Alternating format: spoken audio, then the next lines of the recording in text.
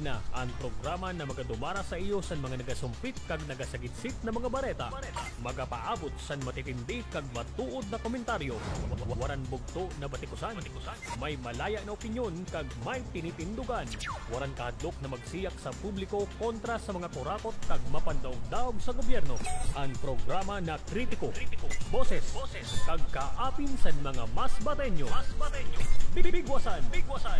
Bigwasan natin mga impormasyon aramon, mga isyu pagahimayon. Bigwasan natin mababatian sa DWTK Wow Smile Radio Masbate 92.7 FM. Kaupod ang iyo batikan na broadcaster Chris Bigwas Asibuke. Bigwasan natin.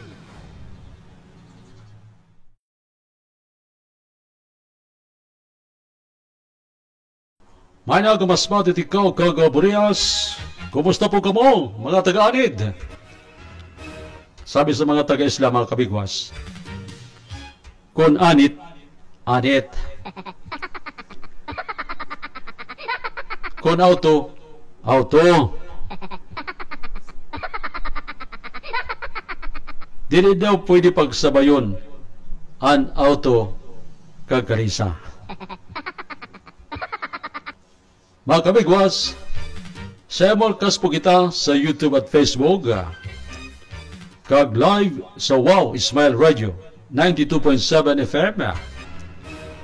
Kaya nababati po kita sa Luzon, Visayas at Mindanao.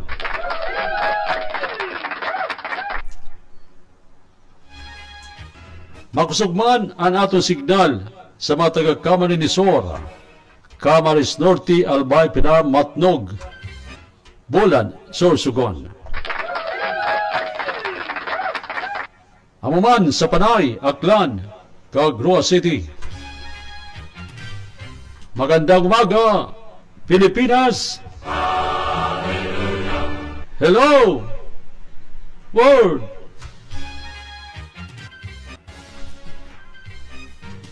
Ako po si Kabigwas Chris Berano Asibuke, member ng KBP, kapisanan ng mga broadcaster ng Pilipinas. Welcome po sa ating programang Bigwasan natin. Dito lang yan sa Wow Smile Radio 92.7 FM. Kaya papalo, like, share, comment, and subscribe our YouTube channel and Facebook account. Dito lang yan sa Wow Smile Radio, palangga ka.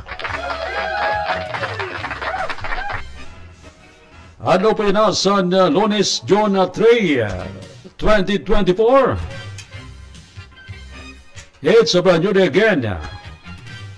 Panibagong hamon naman ang paghatid ng mga impormasyon at maiinit na balita.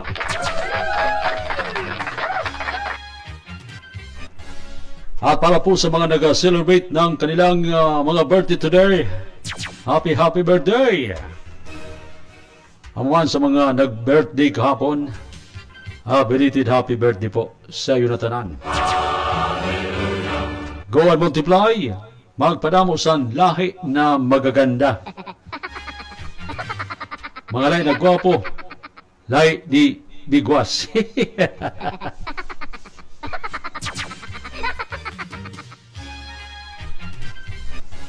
Kag magandang morning man mga kabigwas sa atong palangga na Gobernador Antonio Co.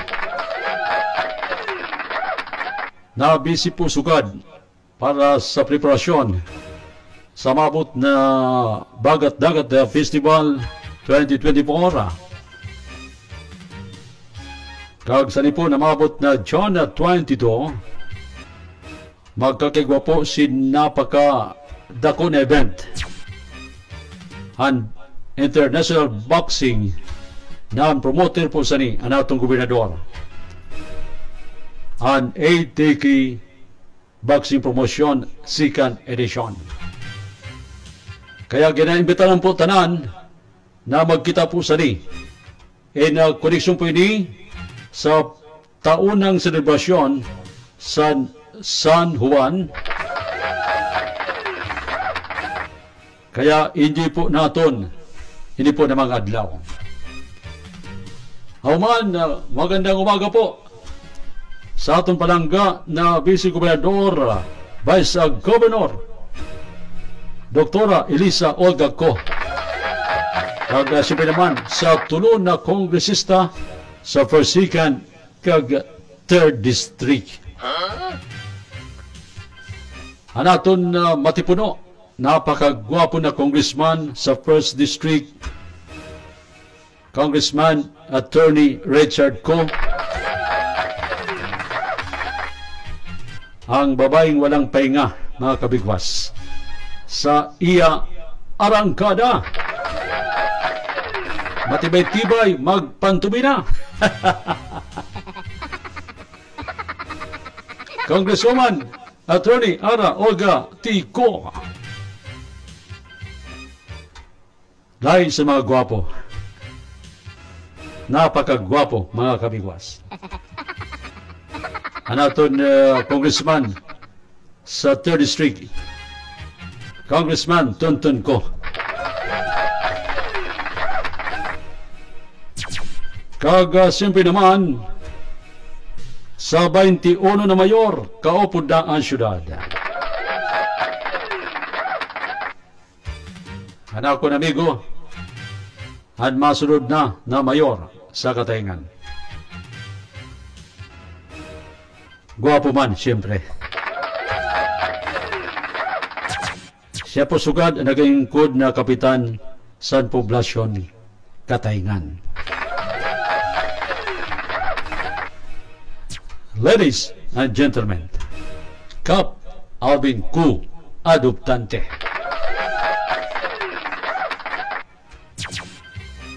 Anak ko na iduluman, mga kabigwas, siya po sugad ang kapitan sa Barangay Kagay sa sakop sa syudad, Kap Alan Rosero.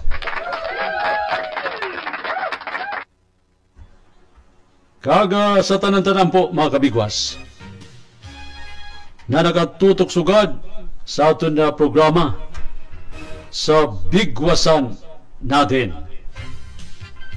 May po na alas 12 po sa iyo na tanan.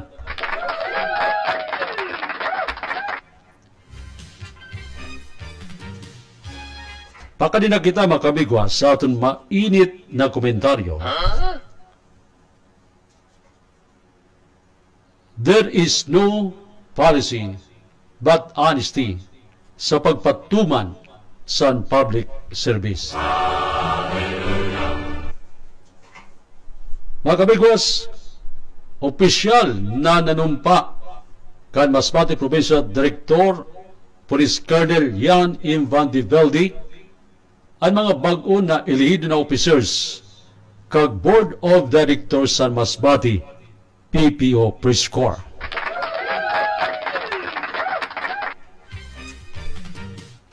Ang iyong servidor sa kangina, mga kabigwas, na nakikita niyo sugad.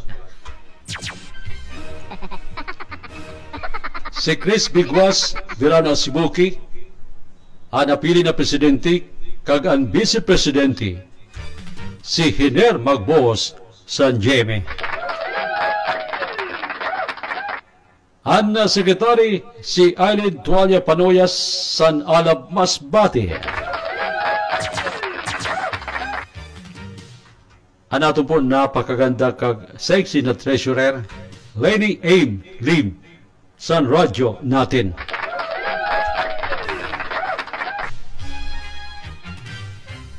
Anaton malambing na auditor, Jose Neto A. Cortez, San Masbate News Network. Palakpakan!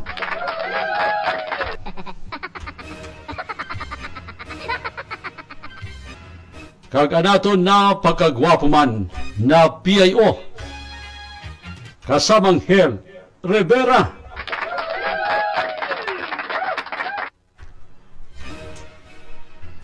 Mientras tanto naman, ang napili na chairman sa Board of Directors, amo po si Cyrus Camara Sr. sa Encuentro Tabloid. Kag ang mga membro, amo si Femonaris san radyo kahamugaway sa kabayan. Joel Esteves sa Masbate News Network. Benny Almansor San Lado Publico. Ronald Tautuan Sandaras 95.9 FM DYME. Jesus Velosilio Terrance 95.9 FM San DYME gihapon. Kasamang Jet Ramos San Radyo Masbate 783 DYME gihapon.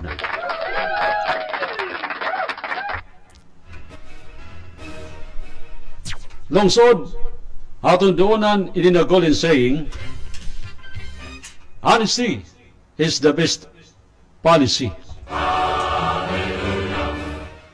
Ang pagiging onesto, ang pinakamaayo na patakaran, naging klaro ta, hindi nakasabihan, nasa na mga kabigwas.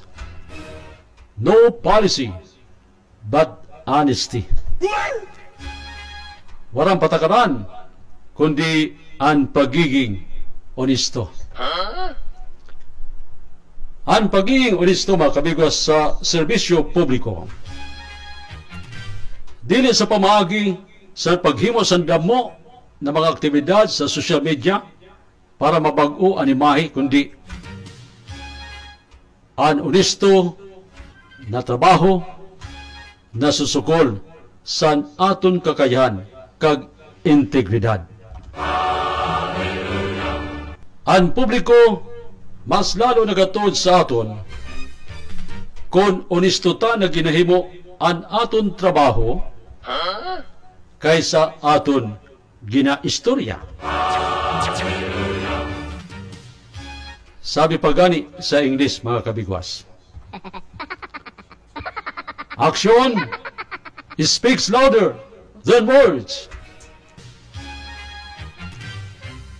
Ang PNP usad na dako na government organization bilang uniform personnel sa DILG, daigwa sa init responsibility na mantinaron ang pasiordin o peace and order sa atong komunidad bilang usad sinda na law enforcer na delikwente kag masilan ang enda trabaho. Kaya mga kabigwas, ang PNP organisasyon pero prone sa public criticism, lalo na dito sa dili nakaintindi sa police operation kag enforcement.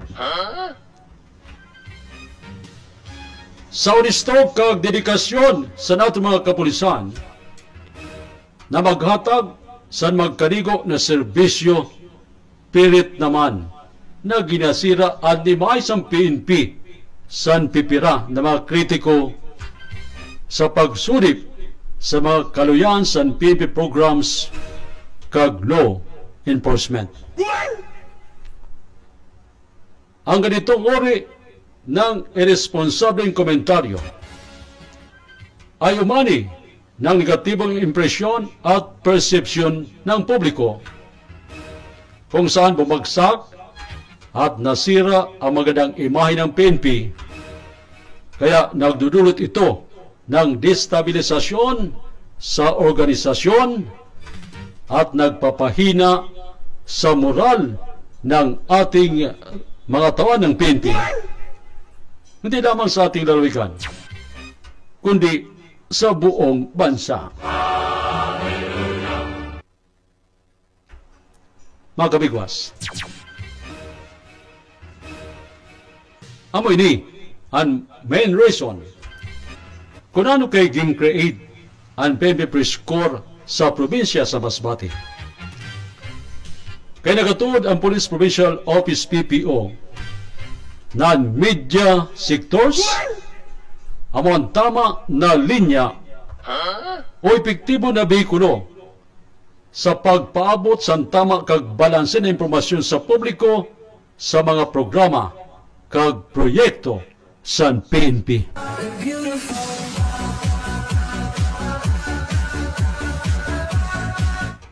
Bilang fourth estate, ang press or media ang malibog na sektor kag kritiko. Kaya tama lang mga kabigwas na ma-involve ang media bilang stakeholder or partner sa PNP in the accomplishment and their mission. Ang PNP kag media dapat sumunod sa prinsipyo na ang mga tao ay may karapatang ipaalam sa mga opisyal ng gobyerno at may ganap na karapatan na ilabas ang kanilang mga hinaing at itaas ang responsableng kritisismo bilang bahagi ng kalayaan sa pamamahayag. Ito ay pinagkaloob sa atin ng Constitution under Article 3, Section 4, by stating that no law shall be passed abridging the freedom of speech, of expression. The freedom of the press is an essential part of our history and an important component of our nationhood.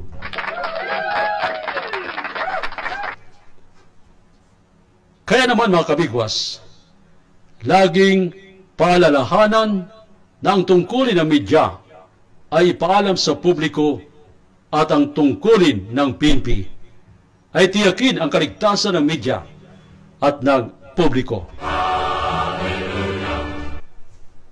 Pananagutan natin sa tambayan dahil karapatan nilang ipaalam sa ating pagganap bilang lingkod bayan.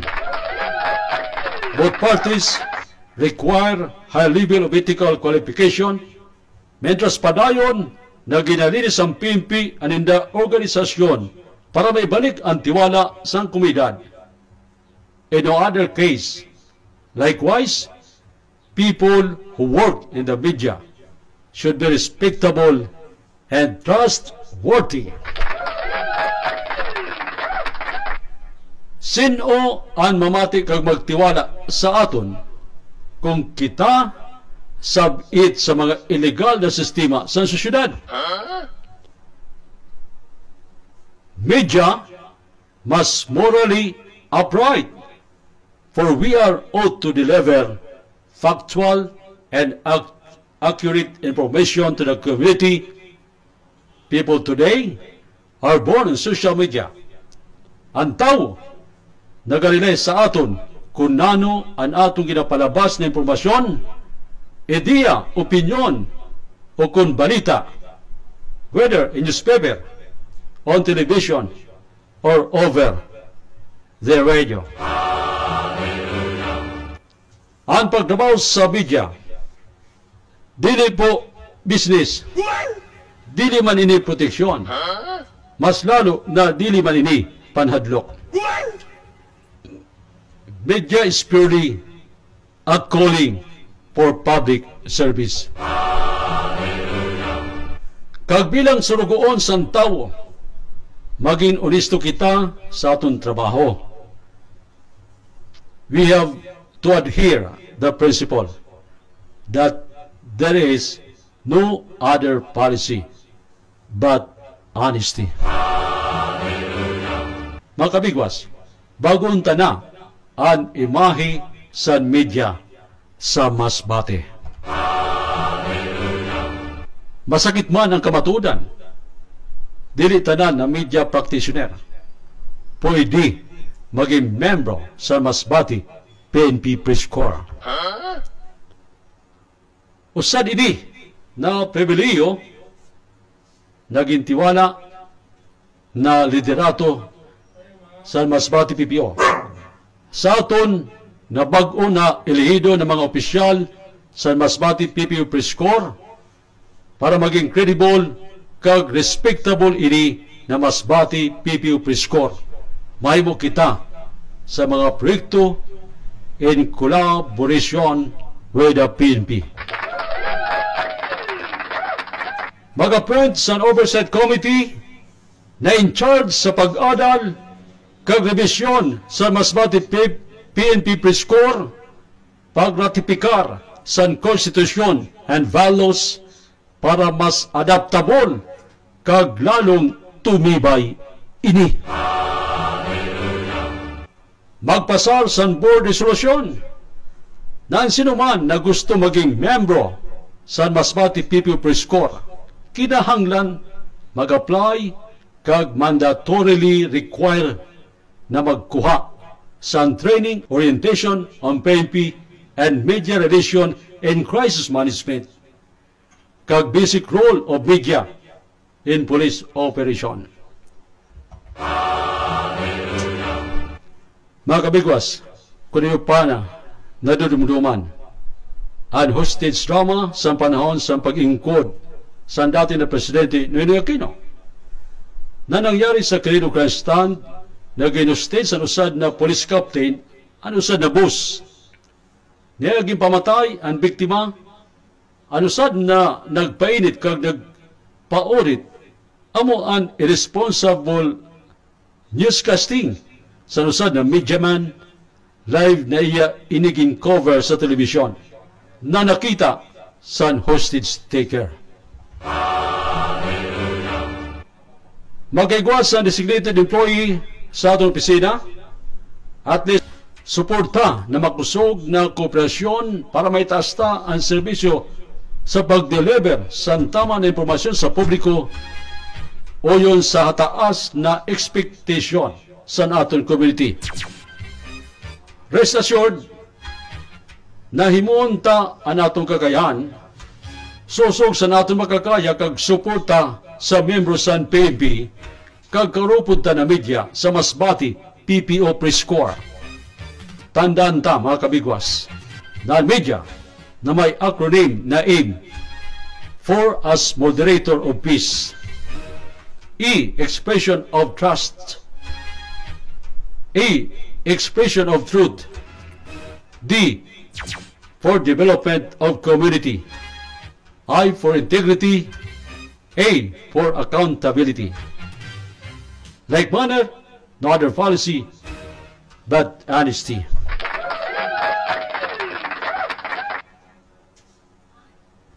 Yan po ang mainit na komentaryo didi lang sa Matuling Lungsod.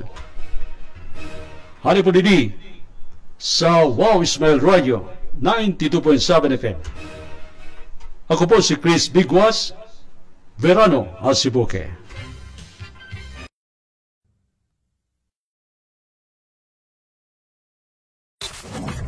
Adi na ang programa na magadumara sa iyo sa mga nagasumpit kag nagasagitsit na mga bareta. Magapaabot sa matitindi kag matuod na komentaryo. Waran bugto na batikusan. May malaya na opinyon kag may tinitindugan. Waran kahadlok na magsiyak sa publiko kontra sa mga kurakot kag mapandaog-daog sa gobyerno. Ang programa na kritiko, boses, kag kaapin sa mga mas batenyo. Bigwasan natin mga impormasyon aramon, mga isyu paghahimayon. Bigwasan natin mababatean sa DWTK Wow Smile Radio Masbate 92.7 FM. Kaupod ang iyo batikan na broadcaster Chris Bigwas Asibuque. Bigwasan natin.